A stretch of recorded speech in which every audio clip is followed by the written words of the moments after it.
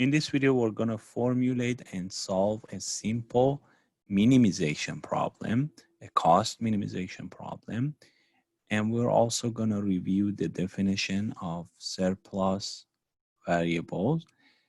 So before going over the question, the problem that we want to solve, I'd like to quickly review the solving process of linear programming problems. So if we want to properly and completely solve a linear programming problem, what we need to do.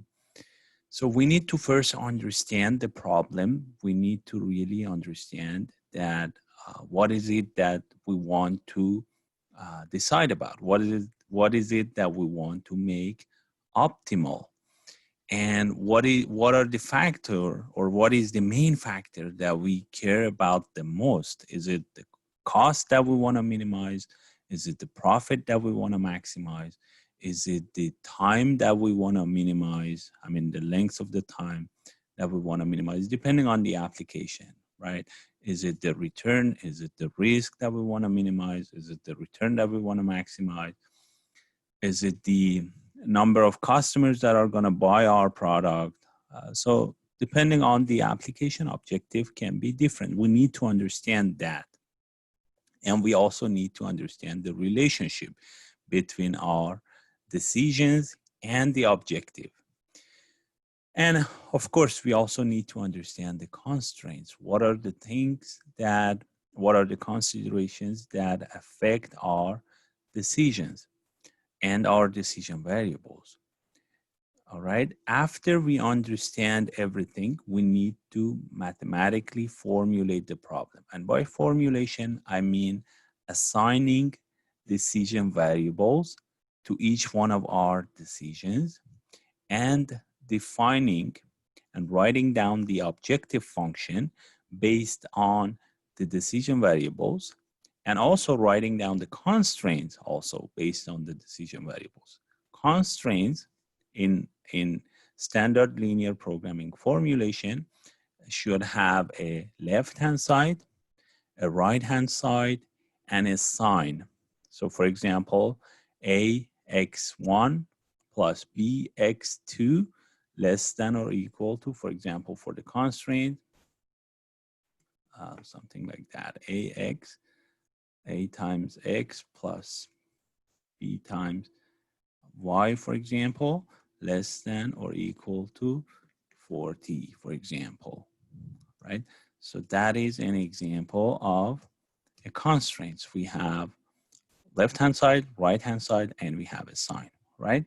So that is formulation. Once we have that, we need to actually model the problem, model our mathematical formulation into the solving program that we have. If it's Excel, we need to actually create and develop a spreadsheet model and then solve it in Excel. If we're using Excel, if we're using a coding language, we need to first code our formulation. We need to basically convert the mathematical formulation into that specific code, that specific language that we're using, and then run the problem and get the result. After we get the result, we need to interpret the result. We need to really do a sensitivity analysis, basically meaning that we need to understand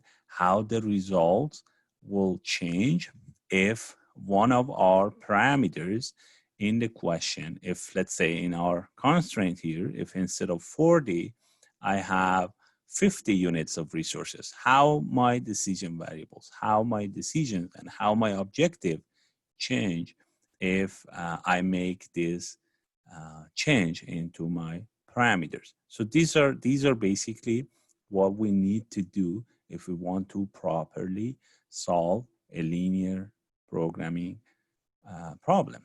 All right. So let's now go ahead and review this production scheduling, production planning type of problem. This is a very simple case with only two products A and B. Here in this slide, we need to actually define three constraints. So this company, the M&D Chemicals company, wants to make a production plan for two products A and B. So it wants to basically understand how many products A should be produced, how many of product two, right? So this is our decision. This is a very simple case. There's no complication when it comes to decisions. So product A, let's call it A, and product B, for example, decision variable B. These are our decisions, and then we have three different constraints. First one, the total production of A and B altogether should be at least 350 gallons. So basically A and B together should be less than, A plus B should be less than or equal to 350. The next constraint that we have, it says we have an order that must be satisfied for product A. The production of product A basically should be greater than or equal to 125 gallons. So that is my minimum production of product A that has to be satisfied. Then we have a processing time constraint, and processing time constraint, we have our available resource, the right-hand side, it's 600 hours of processing time that is available. 600 hours of processing time for both products. But product A needs 2 hours per gallon of processing time, and product B needs 1 hour of processing time per gallon. In total, for producing A unit of product A and B unit of product B, in total, we need 2 times A plus 1 times B. And that should be less than or equal to 600. So I have here the formulation, the one that we just talked about, the processing time, 2 times A plus 1 times B should be less than or equal to 600.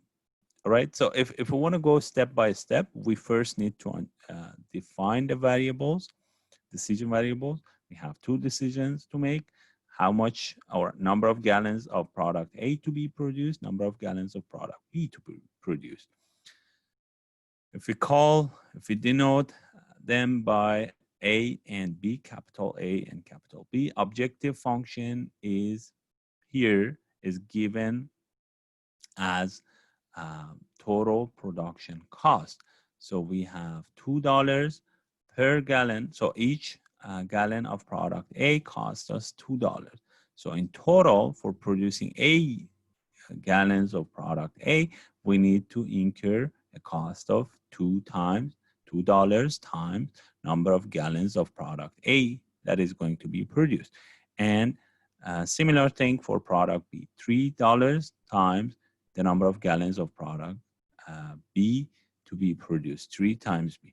And when we add these two, it's going to give us the total production cost. And now we want to minimize this, but subject to the set of 3 constraints that we just talked about. The demand for product A has to be greater than or equal to 125. So we have a minimum production amount that has to be satisfied. Then the production of A and B together, A plus B, should be at least 350. And then we had a processing time for these products. We had 600 hours in total of processing time available, but product A needed 2 hours per unit per gallon, and product B needed 1 hour of processing time per gallon. So in total, 2 times A plus 1 times B should be less than or equal to 600. So this is a resource type of constraint.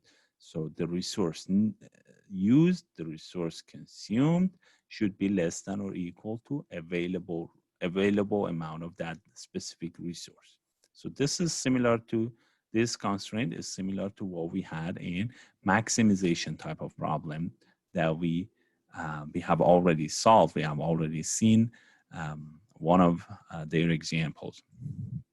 But these ones, these first two are minimum requirement type of constraints. So we have variables, and we want them to be at least equal to a certain number. So that is a minimum requirement type of constraint, right?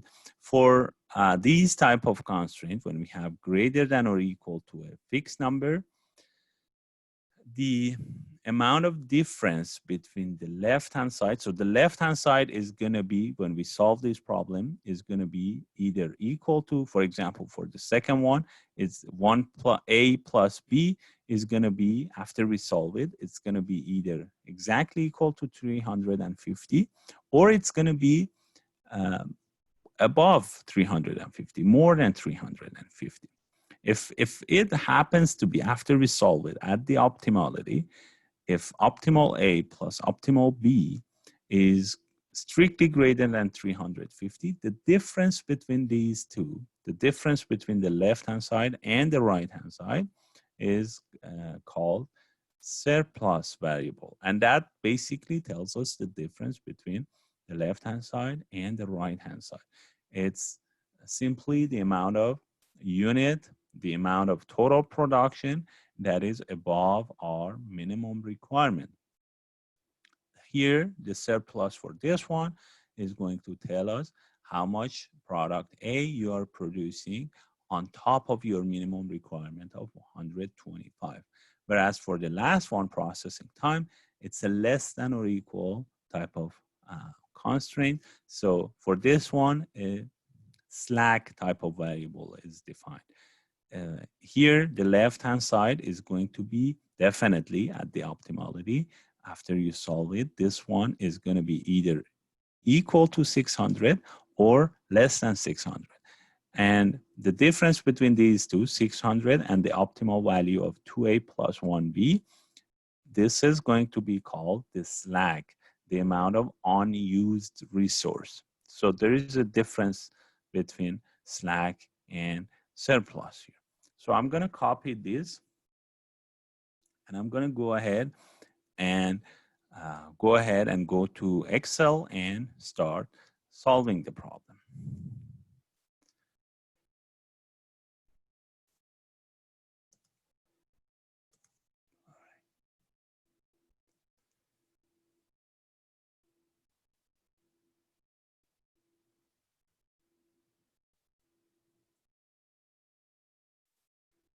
All right. So for this problem, I need to first understand. I've already formulated the problem, so I'm going to just copy the formulation here, or maybe paste it here to the left of, to the right of my screen. All right, so if you remember, I said always when you're on spreadsheet model is probably better if you start by writing down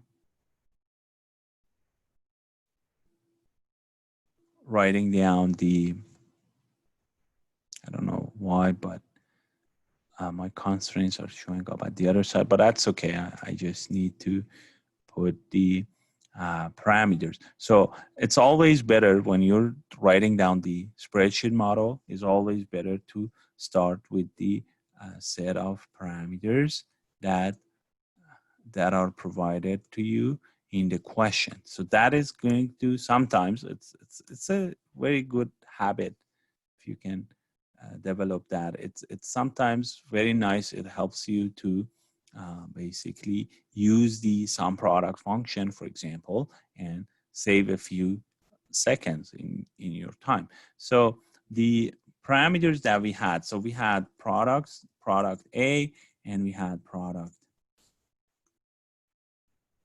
B, and we had unit cost, unit production cost, or cost per gallon. Let me just use 10 gallon, cost per gallon,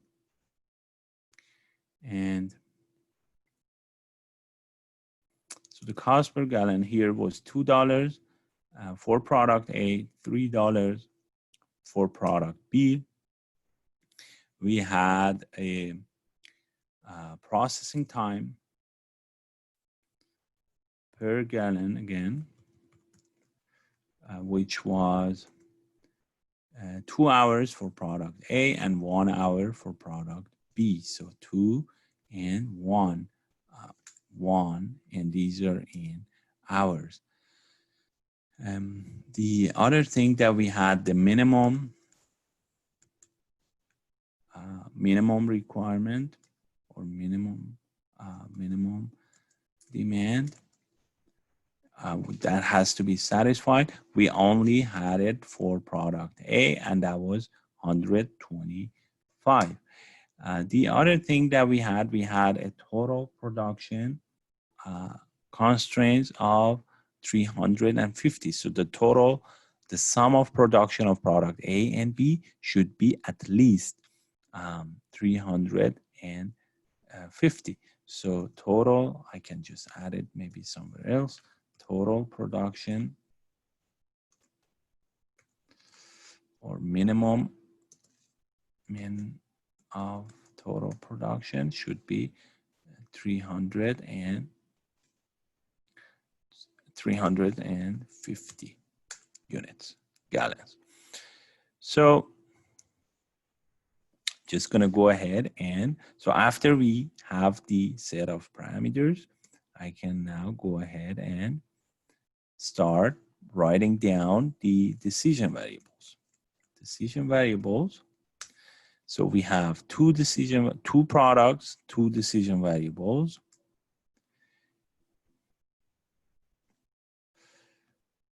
So the way we defined A and B, one for product A, one for product B. So I'm going to assign two blank cells, one to product A, one to product B in my spreadsheet model. Next, I'm going to write down my objective function, which in this case is going to be the cost, production cost that I want to minimize. And that would be, again, a cell that contains the formula, that the formula itself contains both, actually involves both of the, or at least one of these decision variables. Usually the objective function, by definition, should use, either one or a combination of decision variables. So I'm going to use it. I'm going to actually use sum product function, or I can simply type 2 times this cell plus 3 times this cell, or I can say refer to this one, to this cell times this cell plus this cell times this cell, or I can use sum product, which is again a very good habit to develop. This is very good actually, especially when later when we see larger problems, when we have multiple, several constraints, several decision variables. It's going to save us again some time. So objective function.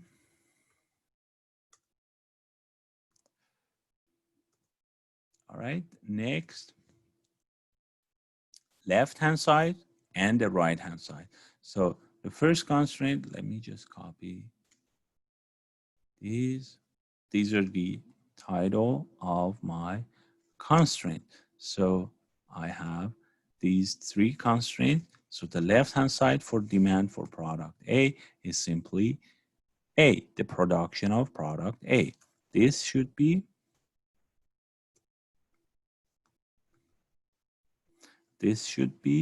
greater than or equal to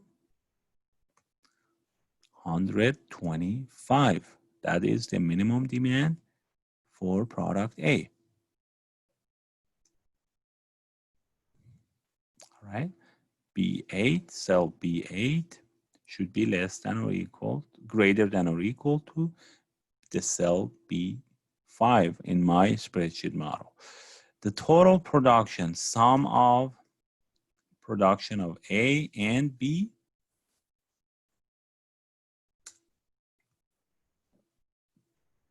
this should be greater than or equal to, again,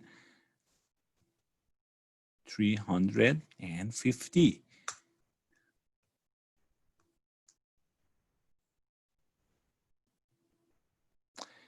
And then the next one, the processing time, the total processing time needed for production of A unit of product A and B units of product B is going to be some product of 2 and 1 respectively multiplied by the amount of production of product A and the amount of production of product B. And that should be less than or equal to,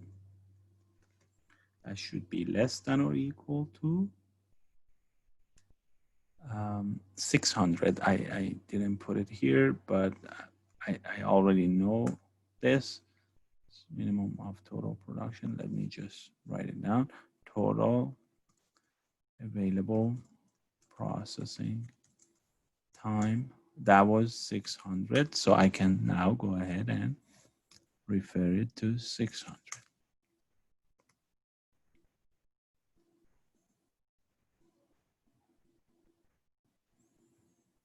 So this is just for you to see the formula. So now we have a spreadsheet model that is ready to be solved. We have defined the decision variables. We already had, defined decision variables in our formulation, mathematical formulation. But now we have both of them modeled in our spreadsheet model. We have the objective function that is modeled now, and then we have the set of the constraint. So now I'm going to go ahead and solve it in Excel solver. First, we need to set up the solver. So first of all, this is a minimization. We want to minimize the cost. So make sure to check the mean and make sure to set the objective appropriately. Just put the right cell here. So we want to minimize the total cost by changing these two decision variables, subject to, I can, for the constraints, I can go one by one. It's probably better if we do this time. Or if you have, again, if you have the left-hand side and the right-hand side next to each other, and if you have the same sign, you can type them at once. You can just type it once. And this is how you do it. The left-hand side greater than or equal to the right-hand sides. So what Excel is going to do, what Excel is going to do is that it's going to take B12 greater than or equal to E12 as one separate constraint, and B13 greater than or equal to E13 as another constraint, or you can add them separately. And the way you can add it again is by clicking on the add and left hand side of the next one, less than or equal in this case, than the right hand side, and okay. Make sure to change the solving method to simplex LP. Make sure that make unconstrained variable non-negative is checked. This will make sure that A and B, these two cells, do not take negative numbers. This is really important. Otherwise, it's going to be minus infinity, right? If we don't, don't put the constraints, the non-negativity constraints here. All right, so I think we have already set up the solver. We can go ahead and solve it. So good news, solver found a solution. All constraints and optimality constraints are satisfied. So we found an optimal solution. I can go ahead and now check the answer report, which is going to provide me with a um, nicer printable, actually printable format of the same answers that we have already here in this sheet. So in optimality, it's uh, our production plan should be as this. We have to produce 250 units of product A and 100 gallons of product B. And if we do that, we're gonna make the cost equal to $800. That is going to be the least amount of cost that we need to incur for making sure that we are using, we actually are, we are satisfying all these constraints. The most important constraint here that is binding, there are two constraints that are binding, as you can see here. We call a constraint binding if the left-hand side and the right-hand side, after you solve the problem, are equal. In this case, we are using all the processing time resource that is available here. And for the total production, we are staying at the minimum requirement level. We're not producing any extra here. So the slack here is 0 and the surplus here is 0. So we're not going any further than 350, and we're not going down 600 anymore, right? So we are staying right at 600. So slack for this one is 0, surplus for this one is 0. And then, but for this one, we have a surplus of 125, which is the difference between left-hand side and the right-hand side. So surplus, so this is non-binding. This is binding.